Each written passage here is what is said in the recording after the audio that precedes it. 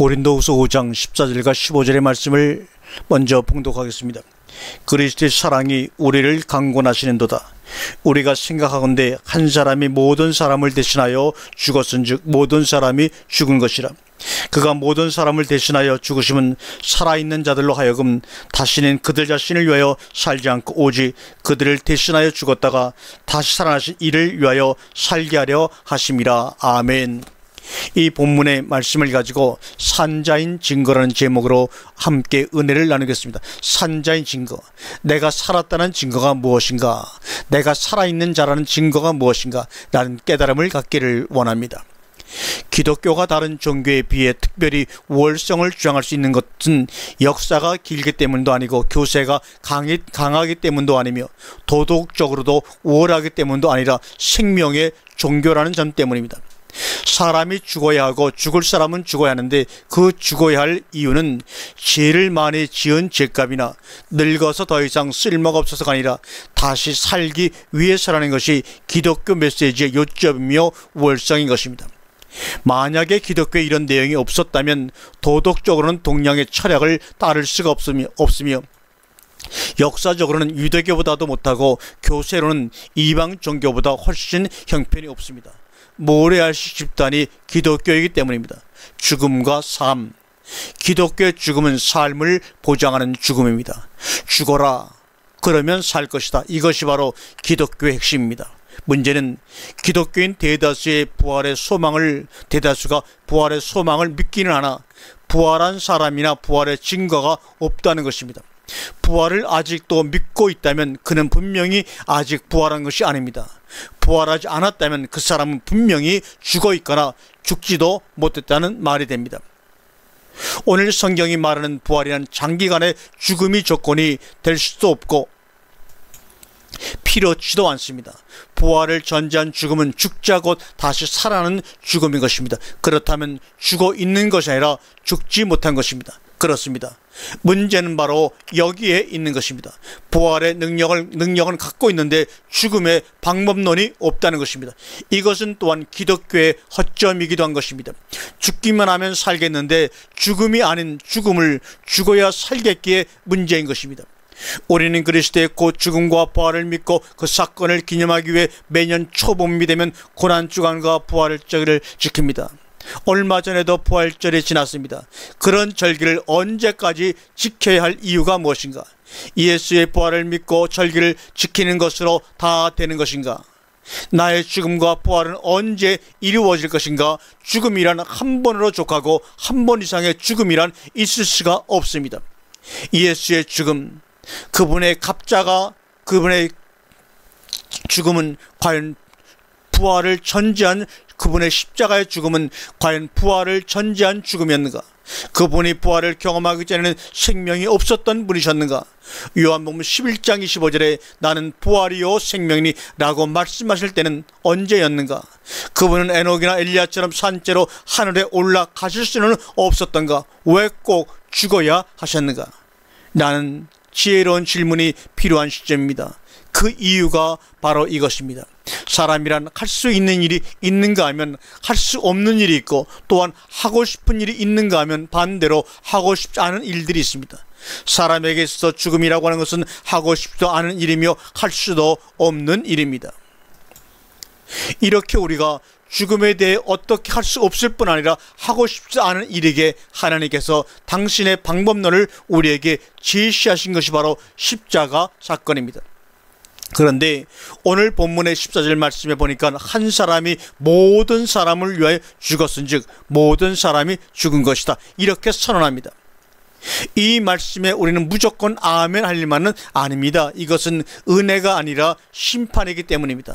여러분들이 십자가를 믿는다면 지금은 이미 부활하여 부활의 증거를 가지고 있어야만 하는 것입니다. 그러나 아직도 예수 십자가를 믿노라면서 아직도 부활을 믿고만 있다면 그것은 십자가를 믿지 않았다는 증거가 되는 것입니다. 그분은 죽으실 필요가 없으신 분이며 죽을 수도 없는 분이십니다. 왜냐하면 생명 그 자체가 어떻게 죽음이란 단어에 적용될 수가 있는가 그 말입니다. 그분의 죽음은 모든 사람을 위하여 이렇게 죽었다는 제스처에 불과할 뿐입니다. 그분의 죽으심은 우리들의 죽음을 그분의 죽음으로 처리하시고 살아야 할 우리에게 그분 자신이 생명이 되시겠다는 것입니다. 우리 속에 있는 죽음 때문에 우리는 살 수 없으므로 우리를 자기로 말미암아 죽게 하시고 죽은 우리를 그분의 생명으로 살게 하시려는 계획이신 것입니다. 그분은 우리가 할 수 없는 일과 하고 싶지 않은 일을 대신해 주신 것입니다. 로마서 8장 3절에 사람으로서는 할 수 없으되 하나님으로서는 다 할 수 있느니라는 것입니다. 그러면 그분이 죽으셔야만 하는 목적과 살으심의 목적은 무엇입니까? 그 죽으심은 자기를 위하여 자기가 사는 그 자기를 죽으심이요 살으심은 이웃을 위하여 살라는 것입니다. 다시 한 말씀드립니다. 죽으심은 자기를 위하여 자기가 사는 그 자기를 죽으심이요 살으심은 이웃을 위하여 살라는 것입니다. 여러분의 묵상이 필요한 말씀입니다. 자기를 위하여 자기가 사는 결과는 멸망이요 이웃을 위하여 자기가 죽는 것은 곧 사는 것입니다. 오늘 이 시간 우리가 분명히 알아야 할 것은 나의 목숨은 나를 위한 목숨이 아니라는 것입니다. 그 무엇을 위한 자기이며 그 무엇을 위하여 있는 목숨입니다. 하나님은 우리를 위하여 당신의 목숨을 주셨습니다. 따라서 나 자신에 대해서는 내가 걱정하거나 나 자신을 위해 내가 어떻게 해야 할 의무나 책임이 내게는 없습니다. 그 문제라면 원래 나를 위하시는 하나님께서 책임질 문제입니다. 그럼에도 불구하고 또 자기를 위해 자기가 산다면 그런 자기는 죽어야 한다는 것입니다. 하나님께서 나를 위하시면 내가 남을 위하여라는 목적 때문에 나를 위하심입니다. 하나님께서 나를 위하시면 내가 여러분이 남을 위하여라는 목적 때문에 나를 위하심입니다. 그런데도 그것을 깨닫지 못하고 자기만을 위한 자기일 때 이웃을 위하여 할 자기의 직무를 유기한 죄에 해당이 되는 것입니다.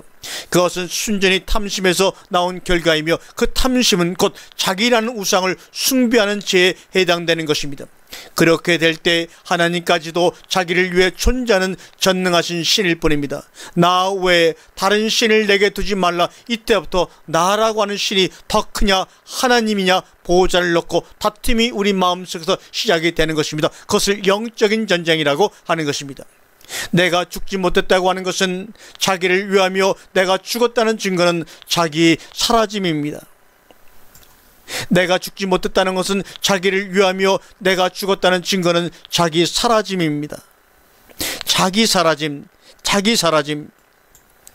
살았다는 증거는 자기를 위하여 죽었다가 다시 사신 자 곧 이웃을 위하여 사는 것입니다. 오늘 본문에 나타난 조테스는 산자들 살았다의 현재 분사는 확실한 삶이 있는데 그것은 절대로 자신을 위하여서는 살지 않는다는 것과 뭐뭐하는 자를 위하여 산다는 것입니다. 그렇기 때문에 이 과정을 거친 사람은 본문 10절대로 새로운 피조물이 그래서 될 수밖에 없는 것이고 되는 것입니다. 왜냐하면 이전 것들은 지나가 버리고 즉 자기를 위하여 필요한 것들 있어야 할 것들이 지나가 사라져 버렸기 때문입니다. 이런 과정을 거쳐 이런 결과가 되어지려면 반드시 필요한 요소가 있는데 그것이 바로 그리스도라고 하는 요소입니다. 그 그리스도는 육체적 그리스도가 아니라 요소적 그리스도라는 말입니다. 요소적 그리스도와 내가 만나고 하나가 되어 섞일 때 일어나는 현상이 옛 자의 죽음이요 새 자의 재생인 것입니다. 예를 들자면 이런 것입니다. 여기에 음식물이 있습니다. 그것을 먹어야 양식이 됩니다. 그런데 그 음식물이 내게 양식이 되려면 반드시 있어야 할 것이 있는데 그것은 침이라는 소와 효소입니다. 침이라는 효소와 음식물이 만나 섞일 때 음식물은 형체적으로 죽습니다. 그 형체와 고유의 특성이 소와 효소 위에 녹아버리고 죽어버립니다. 결국 소와 효소인 침은 음식물을 죽인 요소가 되었습니다. 그리고 끝나는가요? 아니지요.